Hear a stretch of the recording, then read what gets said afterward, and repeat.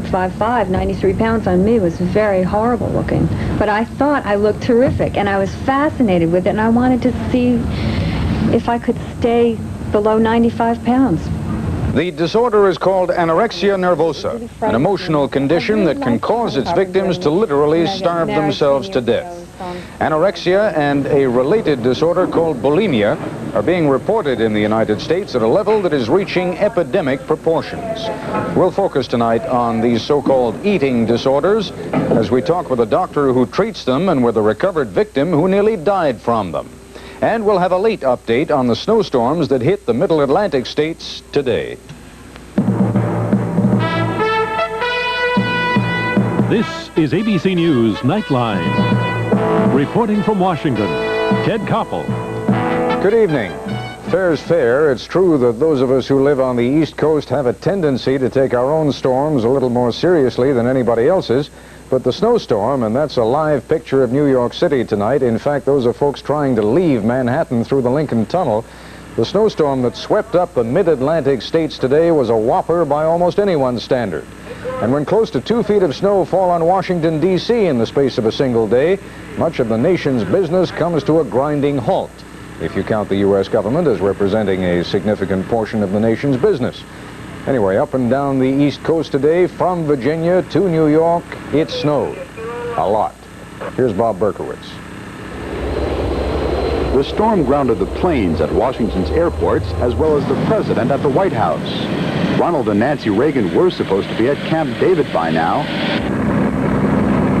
But 2 feet of snow and winds gusting up to 50 miles per hour is enough to stop even the leader of the free world. As the snow continues tonight, plows are out trying to rediscover the streets that lie underneath the cakes of snow. Plows are supposed to do those kinds of things, but it almost doesn't really matter for now, because no one in Washington is going anywhere anyway. Tonight, Philadelphia is stuck in the worst blizzard since 1932. Snow is coming down at a rate of 1.2 inches per hour. Full force. Rush hour traffic on the New Jersey Turnpike is always slow. Tonight, it was positively awful. New York prides itself on being the city that never stops. Tonight, New York is stopping. Not surprising, with winds whipping up to 40 miles per hour and visibility almost nil. This is a time when most New Yorkers should be seeking shelter. Except those, of course, who have to make a living, even in the worst storm of the year. Traffic all over Long Island, the expressway, the parkways, is horrendous. This is one story in which a TV reporter does not need a blow dryer.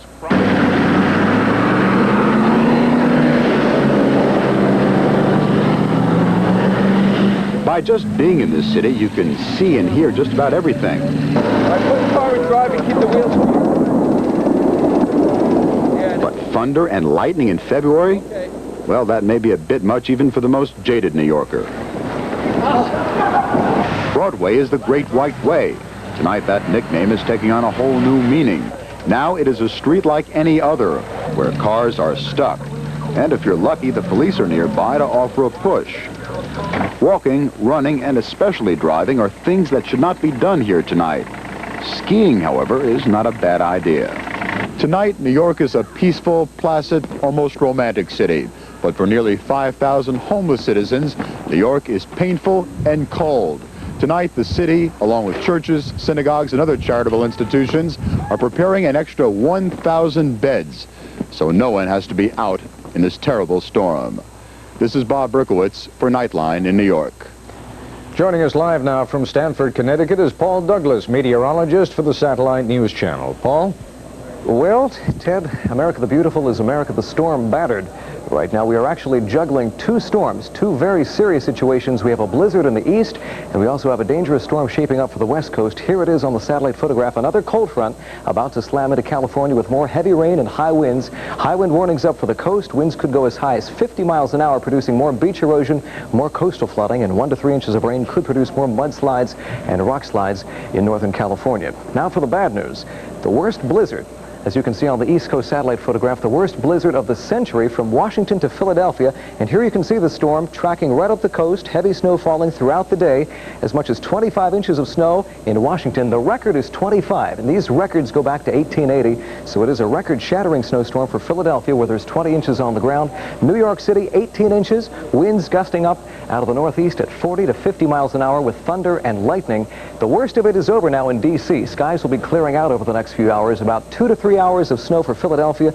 New York could see 18, possibly 20, before it's all said and done by lunchtime tomorrow. And the reason why it's been so bad for the northeast, a tremendous Arctic high, a dome of very cold air just cemented over New England, forced that storm to slow down, prolonging the snow, and also whipping winds out of the east at about 20 to 30 miles an hour. Winds have just been screaming off the ocean. So for many cities, from Washington to Boston, this will be the storm of the century. Mother Nature not taking the night off by any stretch of the imagination. On radar, you can see for yourself what's happening as we zoom into the northeast. Here's where it's snowing right now. Again, it's ended for D.C. It's about to end in Philadelphia. Boston could see 4 to 8.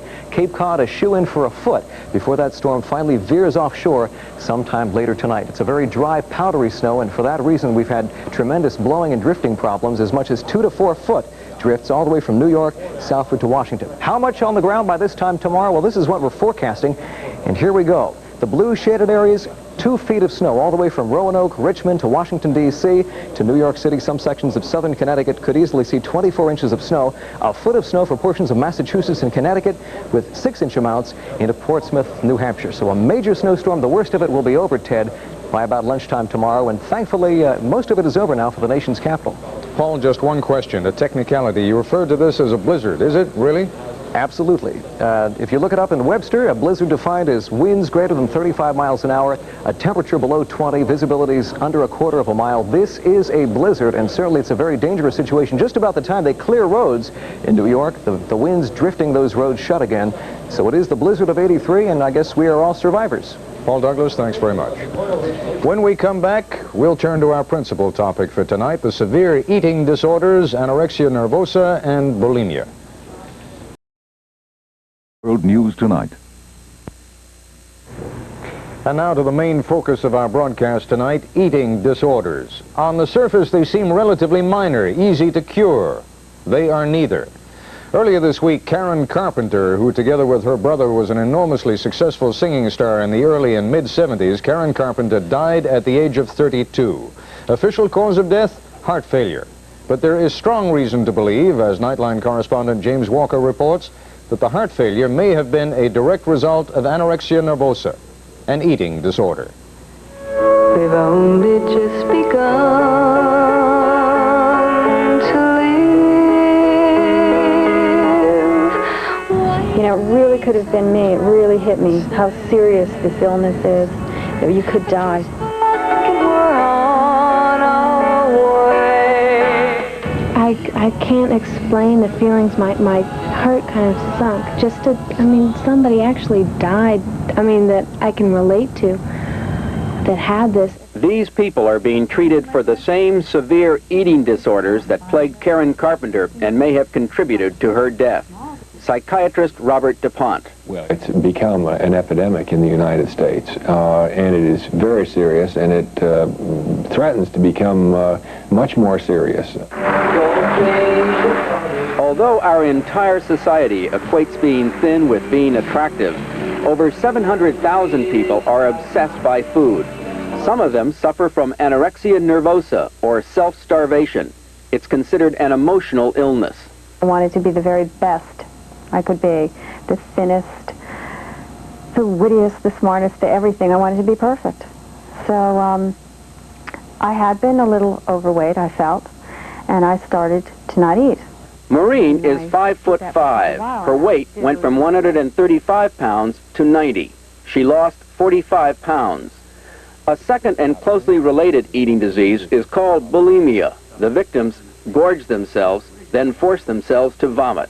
I would eat 40 eggs and 3 pounds of cheese and a whole cake and a gallon of milk and a bag of cookies and a half a pizza and on until I was literally physically and mentally, emotionally exhausted. You do this at one time? At one sitting, yeah. And then what would happen? Well, I'd be throwing up, and then I'd have to stop. And you would do this once a day? No, sometimes I would do it 5 times a day. And Laura did it for 5 years. She can't explain how it started. Doctors agree it's hard to single out the causes for either bulimia or anorexia. While both are considered emotional illnesses, their primary characteristics are distorted self-image and a need to feel control over one's body. And both diseases typically start in adolescent girls who come from middle-class families where great emphasis is placed on achievement. Anorexia can cause irregular heartbeats, disruption of menstruation, malnutrition, and even starvation and suicide. Bulimia, though not as fatal a disease, causes tooth decay, intestinal bleeding, and sudden heart attacks. It's a complicated disorder that involves physical as well as psychological changes. What they must learn is to restructure their eating and exercise behavior. They've got to change food from either being medicine or fun or some other intense emotional thing into just fuel, just to make it a routine and rather ordinary part of their lives. And that involves giving something up, and that's very hard. Dr. DuPont has been counseling this group of victims and family members for 6 weeks. It was a sudden weight loss. It was, I guess, maybe 25 pounds for me, and when I reached that point, I didn't feel thin, but I felt terrible. It was really an awful feeling. The activity I used to do, running, playing ball, anything, I couldn't do that anymore. I didn't have any energy at all. Can you remember how she told you, and what were the circumstances? There was an article in the newspaper, and actually she kind of prepared me for it. She'd written a paper on bulimia, and it crossed my mind, I wonder if she's telling me anything, but I didn't think about it because she's hypoglycemic, and there was that problem. Yeah. And I noticed something was the matter, her pallor and everything. I thought it was hypoglycemic, and I was making an appointment to take her to a regular doctor, and she told me. Then I realized I'd seen the bile rings in the toilet bowl, the black bile rings, and I don't know how I took it. How did I take it? I said I'm bulimic, and then you said something, and I said something else, and I was washing dishes, and I wasn't sure you heard me, so I said, "Did you hear what I said?" Because you just kind of, it was cruel. yeah, you just stood there and said, "Well, I thought something was wrong." Was it a relief for you, Bonnie, to be able to tell him? It wasn't a relief until a few days after it hit me, because I had done so many things to tell him, indirectly. But you didn't pick up on him. And I guess, little by little maybe, but so I finally told him, and I don't think my heart stopped beating for a day. It was really, it's the hardest thing in the world to admit you have. Some psychiatrists believe that the root of the problem may lie in poor eating habits formed at an early age, when children are allowed to skip meals or to eat on the run. It may sound simplistic, but doctors feel that one answer to the epidemic may be to bring back family meals, all 3 of them. This is James Walker for Nightline. When we return, we'll talk with a psychiatrist who specializes in the treatment of eating disorders, and we'll also talk with the daughter of singer Pat Boone, Cherry Boone O'Neill, who is a recovered victim of anorexia nervosa and bulimia. I'm David Hartman. Monday on Good Morning America, we'll start a month-long look at crime. America's locking its doors, barring its windows, and taking up self-defense. Fear of crime has changed our lives. We'll examine what can be done about it this week and for a full month on Good Morning America. Before we begin our discussion on eating disorders, we'd like to note that at the end of this segment, we'll have an address for those of you interested in more information on the subject. So you may want to have a pencil and paper ready. Joining us live now from our Los Angeles bureau is Dr. Joel Yeager, professor of psychiatry at the UCLA School of Medicine and director of the Eating Disorders Clinic at the UCLA Neuropsychiatric Institute. And from our affiliate KOMO in Seattle, the daughter of singer Pat Boone, Cherry Boone O'Neill, who is a recovered victim of anorexia nervosa and bulimia, and who recently published a book on her experience entitled Starving for Attention. Dr. Yeager, I don't know this to be a fact, But I would assume that in places like Somalia, Ethiopia, even a place like Poland, let's say, there would be very few cases of eating disorders. Well, we know about fewer from those countries, but certainly eating disorders have now been reported from every country in the West, and also Russia, Japan, and there have even been a series reported from India. Part of what I'm suggesting, and India, I guess, might be the one where it would raise certain questions, but part of what I'm suggesting is that could this possibly be an outgrowth of a society that has too much? Well, I think one of the things that it certainly seems to be an outgrowth of is a society that spends a lot of time thinking about what it looks like and values a slender body more than some other things. Why then has it cropped up, as it appears to have, over the past few years? I don't recall hearing about it 20 years ago. Well, in fact, anorexia nervosa has been known for many years and was originally first described in the 1870s. But over the last 20 years, there really seems to be a true increase in the numbers. It used to be thought that this was a rare disease, but recent studies suggest that it may occur at least in the middle and upper middle classes in as many as 1 in 100 to 1 in 200 girls in high school. Again, this may have to do with the fact that over the last 20 years, television has come into everybody's homes. Everyone is far more media and image conscious than they were, and that models who are increasingly slim have been the ones selected to be the fashion models in magazines such as Cosmopolitan, 17, Vogue, Glamour, and so forth. But in point of fact, women, and this is primarily a women's disease, isn't it? Is it in fact a disease? I may be using the wrong term. Well, I think it's better termed a disorder because it's probably a collection of problems, and we really haven't sorted them out enough yet. But mostly women, right? Not so much women. men. Probably 1 in 10 or 1 in 20 patients will be a male, but the large majority are women, of course. They go way beyond looking the way the models do in the magazines. They seem to lose all sense of self-image. That's right. A distortion of the body image sets in and becomes something that they simply can't shake. Most American women will think that they are wider than they are, and most people think that they should lose weight. What happens with anorexia nervosa is that women's body image becomes increasingly distorted, so that even when they start to be thin and thinner, they may feel that they're 20 or 30 or 40 pounds overweight, and they still need to lose that much in order to look attractive. Mrs. O'Neill, how far did it go with you? How far did you let it go? Well, I had about 2 bouts with anorexia, but the first time I lost about 50 pounds in a matter of approximately 6 months. I went from 140 down to about 92 pounds. The second time around, I went down to 80 pounds, and that was when I was hospitalized. And why? Why was I hospitalized? No, why did you do it, you think?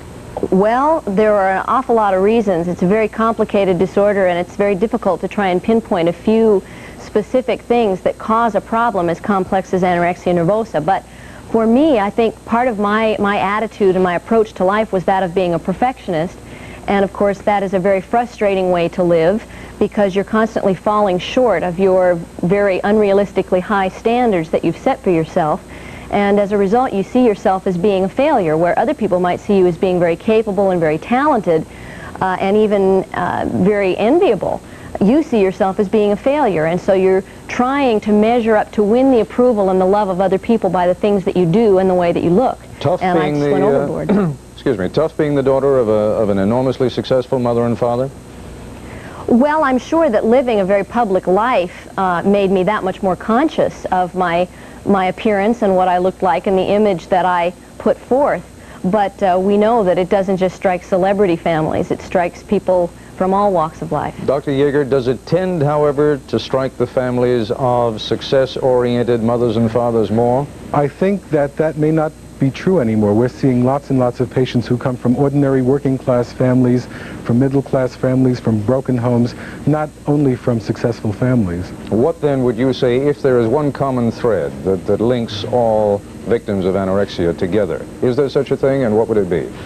Again, I think it has to do with the search for meaning and trying to find meaning in physical image.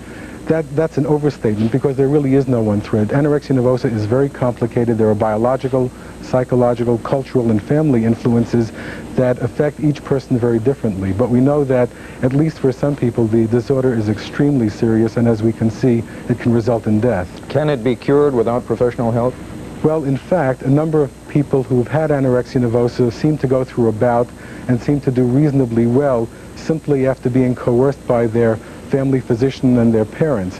The large majority, though, really require professional help, particularly those who lose a lot of weight. I mean, if somebody has lost 25% of their weight, and their weight is in the 70s or 80s when it should ordinarily be about 120 or 130, such a person is at great risk for their lives and probably should be in a hospital. Mrs. O'Neill, maybe you can explain something to me. How is it that when you are excruciatingly thin, so that your friends look at you and say, my God, you look terrible, how can you look at yourself and see something else?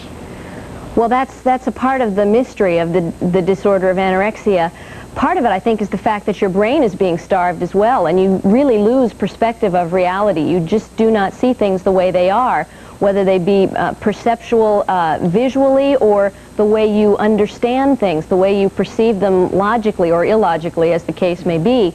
And so when I looked in the mirror, I saw a person who was, by 80 pounds, very thin, but to me I was so afraid of gaining that weight back and of losing this identity that I had created for myself, that I would rather look like a skeleton than lose control and gain weight back again. What was your mental state at the time? Were you happy with yourself? Did you feel satisfied with your sense of self-discipline? Well, that's the elusive thing about losing weight like that and thinking that it's going to bring you happiness, because you set a goal and you get there and you realize, well, you're really not happy with the way you look or the way you feel or your life in general, and so you lose a little bit more. You feel like that'll give you a bit of a cushion, and that'll really give you a kind of an optimistic outlook about yourself and about your life in general, and of course it doesn't, and you just keep on going down and down and down. And the ironic thing is, the very thing that you thought would win you the love and approval of other people, and the thing you thought would give you absolute control over your life and over your environment, ends up alienating you from the people you love and really taking control of you. Mrs. O'Neill, Dr. Yeager, thank you both very much. Those of you seeking additional information on eating disorders can contact the National Association of Anorexia Nervosa and Associated Disorders, Box 271, Highland Park, Illinois, 60035. That's the National Association of Anorexia Nervosa and Associated Disorders, Box 271, Highland Park, Illinois, 60035. I'll be back in a moment.